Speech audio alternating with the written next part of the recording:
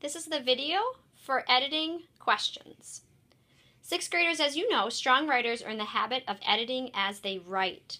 And this means that even as you draft in your notebook, you're always looking back over your writing and asking, am I using my best spelling, best punctuation, best grammar to make my writing as readable as possible?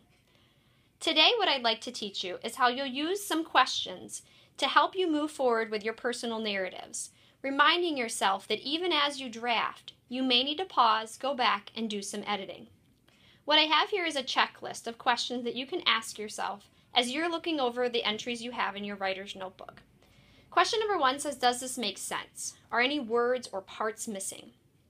Question number 2 says, are all my sentences complete? Have I checked for run-ons and fragments? Question number 3, have I used correct capitalization?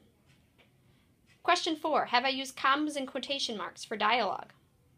Number 5, have I checked to see that all my verbs and subjects agree? Are my verbs in the right tense, past tense, present tense, future tense? 6, do the words all seem to be spelled right? Do they look right? Have I checked any that I'm uncertain of? 7, have I checked for frequently confused words? For example, there, the twos. Number 8, have I paragraphed and indented? And while this may seem like a pretty overwhelming list, some of you might focus on maybe just one, or some of you might focus on all of them.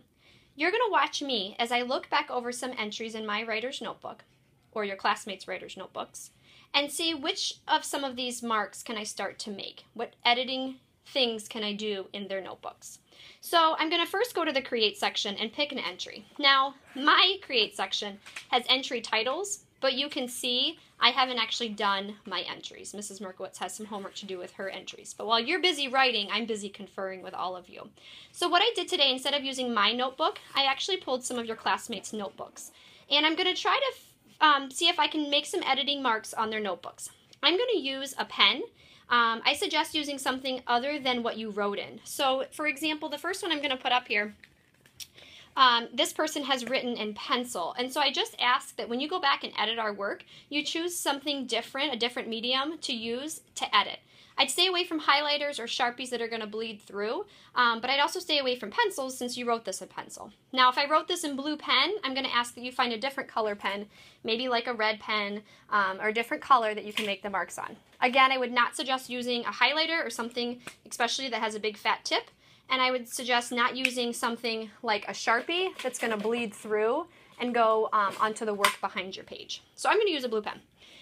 And as I'm rereading one of my entries, a few things I noticed right away, that these ones I've selected, this person has done a nice job making sure that each entry has a date and that the entries have titles.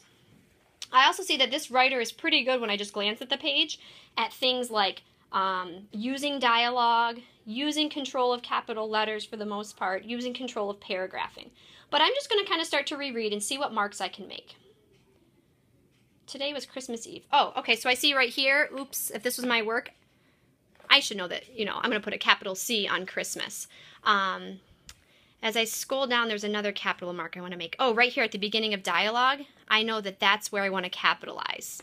I know that states, proper nouns, need to be capitalized. Anytime there's new dialogue, I'm going to capitalize. So see the little marks I'm making, the 3 little marks for capitalization? That could be something that I go back and edit my work for. Now, if I choose another classmates to look at, this one I'm selecting, this person has done, again, a really nice job making sure that they've got dates in there. They even put yesterday's teaching point of narrator's point of view, and then they called it Trouble with Friends. And so if I'm rereading this one, I'm going to ask this second question here. Are all my sentences complete? Have I checked for run-ons and fragments? I was riding the Ferris wheel with my cousin Trevor. I was convincing him it was okay, that he would love the Ferris wheel. And as a reader, that's a lot to read without taking a break. So that punctuation is my chance to take a breath. And I'm noticing that this is a run-on. So I'm going to try to rework this so it's not a run-on. I was riding the Ferris wheel with my cousin Trevor, period. I was convincing him it was okay. Maybe I'll say instead of that, I'll put and. And I'm crossing out that little comma there. And I was convincing him it was okay. I'm going to put a period. Maybe I'm going to insert, I think that he would love the Ferris wheel. I knew that he would love the Ferris wheel. So do you see how I did that? I kind of read over some of it, decided I've got a run on there. I went back, I reread it a few times to see what moves can I make to edit this to make it sound more readable. Let's try and see if this sounds better. I was riding the Ferris wheel with my cousin Trevor, and I was convincing him it was okay. I knew that he would love the Ferris wheel. Maybe now I even want to take out, because I feel repeated with Ferris wheel, maybe I say I knew he loved it. I knew that he would love it. So there's another example of how I've used this checklist to help myself in my work, to edit my work that I'm doing. And what I'd like you to do today is I'd like you to spend some time looking in the Create section of your writer's notebook, picking some entries, going through this list, and some of you it just might make sense to maybe pick one thing to focus on. Maybe all you focus on today are sentences being complete. Or perhaps maybe all you focus on today are looking at misspelled words, and maybe you're circling the ones you think might be misspelled and you're looking them up. Some of you writers who have a more control sense of how to edit, maybe you look at a couple of these, because as you work you can check for spelling corrections, but then you can also check that your verbs agree. So there's different levels of how you're going to tackle this, but what I'd like you to spend time doing, and I'd say maybe 20 minutes probably feels like a good amount of time to edit, is go back and look at all of your entries and take some time to grab a different color pen and make some editing marks, knowing that as writers, in pursuit of becoming a stronger writer, you're going to think about pausing your writing to go back and make some edits. Give it a go.